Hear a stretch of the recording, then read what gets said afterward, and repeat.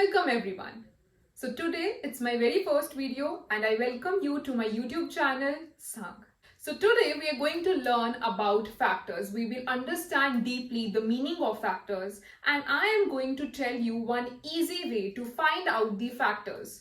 So keep watching and to motivate me, do like and subscribe my video. So let's begin. So before starting with factors, you have already done division. Whenever we divide any number with the other number, right? Factors are so much related with the division. So supposingly, like if we divide any number, so if I am dividing 16 by 2 and you are getting 2 times 8, 16, and you are left with no remainder, what do we say when we do these types of divisions? You observe that sometimes remainder is left, but sometimes there is no remainder. So whenever there is no remainder left, what do we say? We say that 16 is divisible by 2. 16 comes in the table of 2, right? So here we are talking about only those division questions where there is no remainder left, as it is written here without any remainder. We will understand it in a better way with the story. So this story, you can also watch it on YouTube video. So many videos are there. You can, or I'm explaining this full story in this video and we will understand factors by this. So the name of the story, as you can see here, is 100 Hungry Ants. So there are total 100 ants and they are super hungry. So they saw some food. Okay, in the beginning they saw some food and there are 100 ants going in search of food and wanting that food. Okay, because they're so hungry. But since they're so hungry, they want to reach to the food as early as possible. So what do they think? They think like rather than going one by one, like one behind another and hundreds in one line, what do we do? They thought, let's make two lines. Let's make two lines of 50. We will be reaching there early because the ants that will be so far back behind, they will be now in the front. So what they thought, like we will be making two, like you can see here, two rows. So in one row there will be 50 ants, in another row there will be another 50 ants. So they thought that we will split our 100 ants into two rows and we will go there, right? And we'll reach the food super soon. So that means two rows and 50 ants each in row. Total 100 ants will go to reach that food, right? So then since the ants are super hungry, they thought of another way.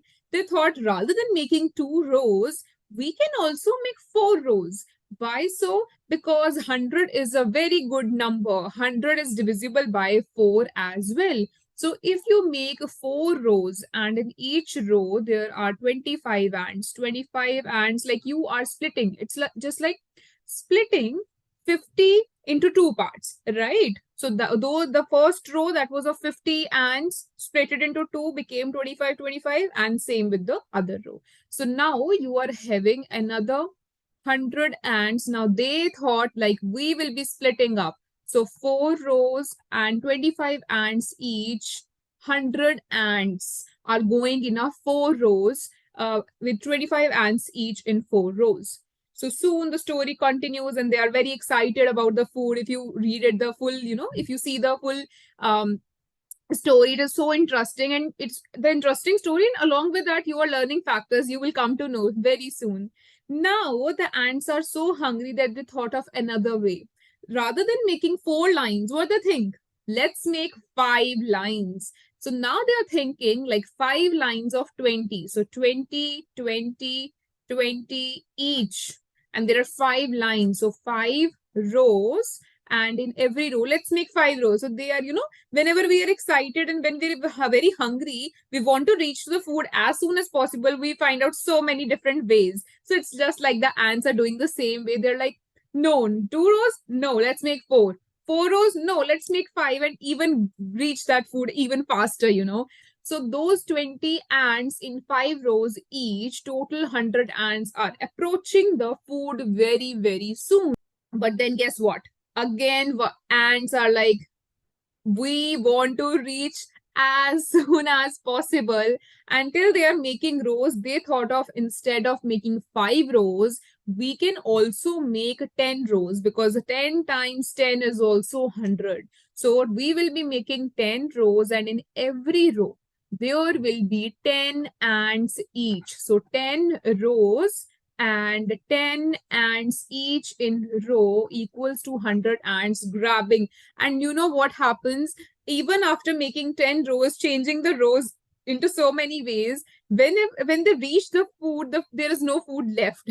So it's a kind of funny story if you read it. So the story, now let us understand, right? The ants were hungry. There were 100 ants, and they wanted to reach to the food super soon. So what they did, they made different types of rows. First of all, they made two rows of 50 each, right? Then they made, so firstly they made 2 rows of 50 each, and then there were 100 ants. They wanted to approach faster, so they made, what they did, they even made 4 rows with 25 ants each, and then there were 100 ants. Then they even increased their number of rows to 5, and there were 20 ants, right? And then they increased their rows 10, and there were 100 ants. So observe one thing, that if we are talking about a number 100, it comes in so many tables, as you can see here. 100 is divisible by 2 also. 100 is divisible by 4, by 5, by 10, by 50, by 25. 100 number is coming in so many tables. As in the beginning, I told you, if a number is totally divisible by a number without leaving any remainder, that is its factor. So here, if 100 is coming in table of 2, 2 is a factor of 100. Similarly, 4 is a factor of 100. And the important thing that is to be understand here, if any two numbers being multiplied together, and you get a number here, like here you are multiplying these two numbers and you are getting 100 here, then both of the numbers are called its factors. Not one, but both of the numbers are called its factors. Because if it is coming in table of 2 here, and 2 times 50 is 100, it is going to come in table of 50 also, the same way in a vice versa form, and this will also become 100. It's coming in table of 4, and 4 times 25 is 100. It is going to come in table of 25 as well, and 25 times 4 is going to make 100. So then you, rather than saying that time, like 25 is also a factor, we can say here that both the numbers. So whenever you are multiplying any two numbers, I am multiplying 2 and 4 and I'm getting 8. I can say that both 2 and 4 are the factors of 8. I will not wait till, like now I'm saying 2 is a factor of 8, and then I will wait. And then when I reach to table of 4, I will write 4 times 2, and then I will say that 4 is a factor. No, both of the numbers, when two numbers are being multiplied to get a big number, those both two numbers are factors of that big number. And these numbers, very important thing, are going to be small always, right? Can a big number being multiplied and give you 8? It's not possible. So these numbers, the factors are always smaller. Is it okay? The example now. So now we want to find out factors of 12. What we did in the table of 100, we found out the tables which being multiplied together is giving you 100. So similarly, we will be finding out the tables which being multiplied is going to give you 12. So the very basic and common 1 comes always and always. So 1 comes always. 1 times 12 is 12. Then 2, it's even number. So 2 is a factor. 12 will be divisible by 2. So 2 times 6 will be 12. Then it comes in table of 3 also. 3 times 4 is 12. Then 4 times 3 is 12. Then 6, it doesn't come in table of 5, we know. Then 6 times 2 is 12. And then it doesn't come in table of 7 or 8 or 9 or 10 or 11. Then you will get 12 times 1. So the important thing that is to be understand here is after this line, they have started repeating, no? These numbers are increasing and these numbers are decreasing. So as these numbers are increasing, you're getting 1, 2, 3, 4, 6, they are decreasing sideways. And rather than waiting till 12 number to say that 12 is a factor, we will not wait till then. You can right away say here that 1 and 12 are the factors of 12. 2 and 6 are factors of 12.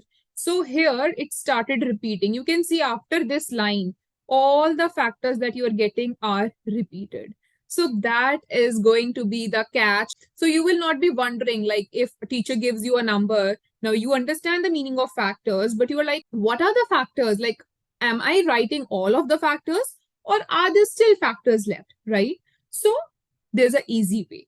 We call it rainbow method. For finding out factors of 12 with the rainbow method, what you're going to do is you will be straight away writing both the factors together, the biggest factor and the smallest factor together. Okay. So when I will start with 1 times 12 is 12, I will be writing the smallest and the biggest number together, making a rainbow kind of figure. You understand? So then I get 2 times 6 is 12. I will not wait to reach the fact table till 6 to write down 6 as a factor. I will be going together. So 2 times 6 is 12. I will be going straight like together. I am writing 2 and 6. I am not waiting till I reach table of 6. So then 3 times 4 is 12. Now, when you know that this is the time to stop, it started repeating. The factors started repeating. After 3, you will have 4 times 3 as 12. And you already have 4 number here as a factor written. So you know that you got to stop here because we understood that once it is repeating, you can see here, once it started repeating 4 times 3, it is repeating then. It continuously is repeating 6 times 2, 12 times 1, right? So it will repeat. All the factors that you will get will repeat. So what you do, you got to stop here till it starts repeating. You get a number that is already there. You get a factor that is already there. And you can kind of see a beautiful rainbow being made here, right? Let's practice factors of 30 now. So 1 and 30 are its factors. Then I will move to table of 2, 2 and 15, right? Half of 30. Then moving to 3 and 10, 3 tens is 30. So see, I'm writing the small factors and the big factors together, not waiting, right, till I reach table 10 and then write 10. No, I'm writing down together. Then 4 is not divisible by 30. 4 sevens is 28 and 2 will be left out. So no, it's not a factor because we understood no remainder has to be left out. It has to be divisible fully. Then it comes in table of 5, 5 and 6. And now see. So 5, 6 is 30. Then 6 times 5 will be 30 and it started repeating. You observe that you have already written 6 and 5 here. So that's it. Because you don't need to wait till the bigger numbers. You are going to write down both ways. Okay. So working both ways. You have to write in the pairs. We discussed in the beginning, factors and division is very much related, right? So whenever you feel like these are the questions that demands division, that demands forming groups, that demands dividing something into groups, that demands arranging it into rows and columns, like we did the ant story. Like supposingly you want to arrange chairs, right? You have 24 chairs and you want to arrange it. So you can arrange it with 3 times 8 as well. You need to find out factors. That means you can either use 3 rows and 8 columns, or you can do 6 times 4 or other way around also, 4 times 6. So when you will be able to know the factors of it, you can find out and arrange it into rows and columns. The practice time, that is factors of 60. So now what you are going to do is you're going to pause the video here. I know that you can do it. All right. I have full trust in you and you got to try it now and check like whether you're finding out all the correct factors or you need to practice, right? So pause here, then try to find out all the factors of 60 and then, start the video again and check if your answer is correct. So the factors of 60 is going to be how you're going to find it out. So the factors are going to be 1 and 60 I'm writing. Okay. Then 2 and 30 it will be. Then it will come in table of 3 also. You can just see 3 times 2 is 6 and you can add 0. So 3, 20, 60. Then it comes in table of 4 as well. You can divide it and check all of it, right? So you can keep dividing it, or you can, if you know the divisibility rules, you can follow those divisibility rules also to know that it is it fully divisible or whether remainder will be left. It will come in table of 5 as well, 5 and 12. Then it will come 6 and 10. And then at table of 10, it will start repeating. So it will be 10 times 60. I will stop here. So these are all the pairs that I will find out. Pair of 1 and 60. Why I'm writing pair? Pair means 1 times 60 will be 60. Both of it, the numbers are its factors. 2 times 30 will be 60. And there, how. Right. So I hope that your answer was correct. Even if it was not, it's totally fine. You need not to worry. And you got to practice it. That means, and we have last question to understand.